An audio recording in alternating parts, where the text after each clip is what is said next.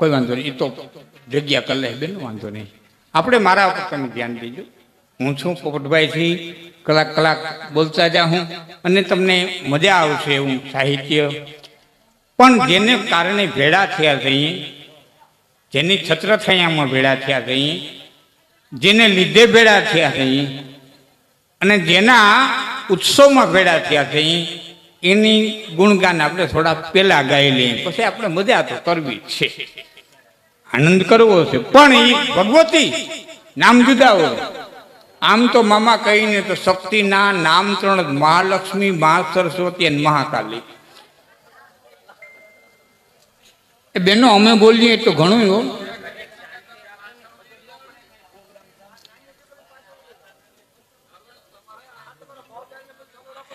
મોબાઈલો બંધ કરી દો અને મોઢા બંધ કરી દો. ના બેઠા, ભલે દીકરી બેઠી બરાબર, પણ નહીં બોલે. 2 બાઈઓને 20 વર્ષની જેલની સજા પડી હતી. એક ઓયડીમાં રાખ્યું, 20 વર્ષ ભેર્યું રહ્યું, છૂટ્યું થયું. બેના ધણી ચડવા આવ્યા, છેલ્લે બથું ભરીને મળ્યું, પછી કીધું બેન થોડી વાતું રહી ગયું, પણ પાછું ભેર્યું થાવું ને ત્યાં કરશે. 20 વર્ષે ખૂટ્યું નહોતું. સહજ સ્વભાવ છે. અને આપણી વાત ઉપર ધ્યાન દેજો.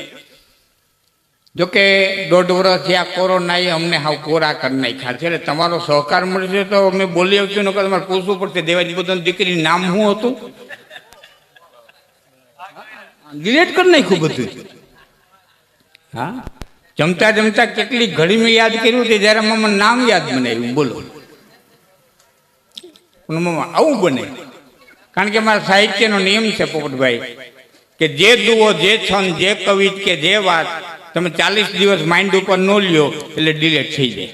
40 દિવસમાં એકેય વખત સંભાળો નહીં એટલે દુઓ ડિલેટ થઈ જાય, કવિ ડિલેટ થઈ જાય. એટલે અમે તો તમારા હોકારા પડકારાથી આમ બધું, આમાં ક્યાં નોટ અમારે હામી ન હોય ક્યાંય. અમારે તમારા ભાવ ઉપર બોલવાનું છે. બીજું તમે જે કાંઈ ગૌર કરશો એ તમામ પૈસા છે એ આ ઉત્સવની અંદર આપી દેવામાં આવશે. એટલે ભાઈઓ ભેળા થયા છો તો એક દુઓ કહું, પછી રાત આખી જે કંઈ બોલાય એમાં ભૂલી જાયજો. એક માતાજીની વાત કરવી છે, પણ આ જે દુઓ કહું ને એ આખી જિંદગી ભૂલતા નહીં. દરેક ભાઈઓ યાદ રાખજો. દુઆના શબ્દો છે: આનંદ કે કરું માણંદા, હગા હારા કે હોપ. આનંદ કે કર માણંદા, હગા હારા કે હપ. કે છીપર ફાટી અને ધ્રંગ હોવો, પછી લાપડિયા ધ્રમકંદ. કારમીર પાણાની શિલાની મારે સીણો રાખીને ઘણનો ઘા મારો, પણ એવી પાકલ શિલા હોય કે સીણો ઉછળીને આવતો રહીએ, એમાં ખૂતે નહીં. પણ એ શિલામાં દીદી તળ પડે અને માલિકો ઢોળી ભરાય. એ લાપડા નામનું ખડ માલિકો મૂળિયા નાખી જાય ને લીલું ધ્રમક થઈને મજા કરતું હોય. એમાં ભાઈઓમાં, કુટુંબમાં, તમારામાં જ્યાં સુધી હોંપ છે ત્યાં સુધી શિલામની તાકાત નથી તમારી વચ્ચે ખૂતી હગે.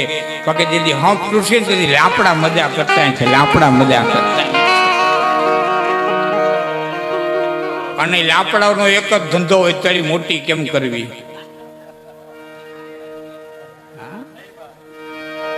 ભાઈ તો ભાઈ છે. બીજા ગમે એટલા અથડીમાં થૂકાડે, ગમે એટલા ઓલું કરે, પણ સહોદર માનો જાયો, એ માનો જાયો ન ભૂતો ન ભવિષ્ય. પોતાના એ પોતાના.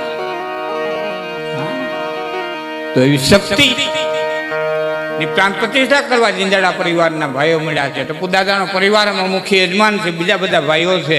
શક્તિના નામ 3: મહાલક્ષ્મી, મહા સરસ્વતી અને મહાકાલી. પછી એને જયંતી, મંગલા કાલી, ભદ્રકાલી, કપાલિની, દુર્ગા, ક્ષમા, શિવા, ધાત્રી, સ્વાહા, સ્વધા કયો, શેરપુત્રી કયો, બ્રહ્મચારિણી કયો, કુષ્માંડા કયો, ચંદ્ર ઘંટા કયો, કાત્યાયની કયો, કાલરાત્રી કયો, મહાગૌરી કયો, સિદ્ધિદાત્રી કયો. કે ભેળિયાળી હોનો રામાની હોય પીઠળ હોયાની હોય, કરણી મેહારી હોય, જીવની ધાનાની હોય, રાધલ ઉદાની હોય, બુટબલ્લા ને બેચરા બાપર દેથાની હોય, દેવલ ભલાની હોય, દેવલ કાથિયાલી હોય, નાગભાઈ હરજોગની હોય, કાકભાઈ છત્રવની હોય, ખોડિયાર મામડિયાની હોય, આવડ માદાની હોય, વરવડી સાખડાની હોય, ગેલ ભાડલાવાળી હોય, મોગલ ગાંગણિયાની હોય, કંબાઈ દહા બાટીની હોય, આ રાજભાઈ મેઘાનંદ રેઢની હોય, ચાપભાઈ રૂપ ચોરાળાની હોય, એના મંદિર નવા, એની મૂર્તિ નવી, એના પૂજારી નવા નવા હોય, પણ દેવ તત્વ જૂના જૂના, એ તત્વ એકનું. અવતારના કારણ જુદા. અને બીજી વાત, જયારે માર શક્તિ, એના કાર્ય જુદા, એના નામ જુદા, એના અવતારના કારણો જુદા. મજાની વાત તો એ છે મિત્રો, બાપુનું નામ શું ભૂલી ગયો? લહેરગીર બાપુ. લહેરગીર બાપુ અમારી ચારણ જગદંબા વિશે ક્યારેક તમને એવું નહીં સાંભળવા જડે કે વાંજેને ખોડિયારે 12 વર્ષ તપ કર્યું, કે વાંજેને હોનબાઈએ 10 વર્ષ તપ કર્યું, કે વાંજેને ગુફામાં જઈને નાગબાઈએ 10 વર્ષ તપ કર્યું. ને એ તાકાત લઈને જન્મ, એ સિદ્ધિ જ્યારે પ્રગટ થવાની જરૂર પડે ત્યારે પ્રગટ થતી. સંવંત 888 9મી તિથિ મધુમાસ, વાર શનિમાં અવતરી, પછી મામડ પૂરણ 8. સંવંત 888 જેટલા ખોડિયારના ઉપાસકો, જીંજાડા પરિવાર, ગોઠીઓ બધા બેઠા છે. અને ફરીવાર તો હવે આ કાયા કેટલી હાલે ન હાલે,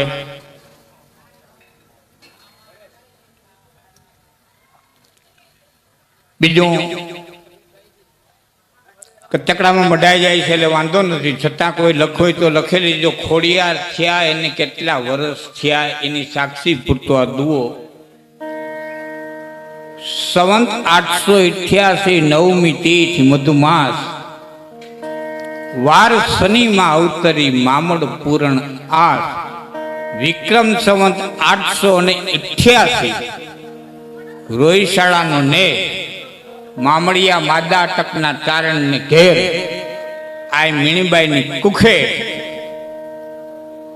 અને વલ્લભીપુરના હાથમાં શિલાદિત્યને ઉછળાવવા માટે થઈ અને જે જગદંબાએ અવતાર ધારણ કર્યો.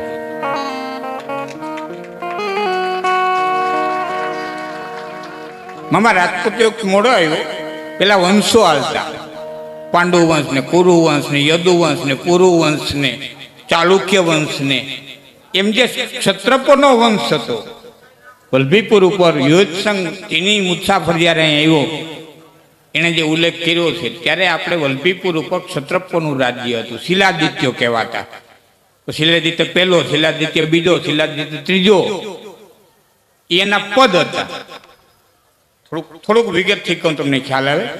જુનાગઢની ગાદીએ કોઈ પણ ચોડામાં રાજા આવે એટલે ને રા કહેવાતો. રા માંડલિક ને રા વિકો ને રા નવગણ, રા ખેંગાર, રાનું બિરુદ લાગતું. પોરબંદરની ગાદીએ કોઈ પણ જેઠવા આવે એને રાણાનું બિરુદ લાગે. જામનગરની ગાદીએ કોઈ પણ જાડેજા આવે એને જામનું બિરુદ લાગે. આ પદ હતા. જનકપુરની ગાદીએ કોઈ પણ રાજા આવે એટલે એને જનકનું બિરુદ લાગતું. સીતાજીના બાપનું નામ જનક નહોતું, એનું નામ તો સિદ્ધ્વજ હતું.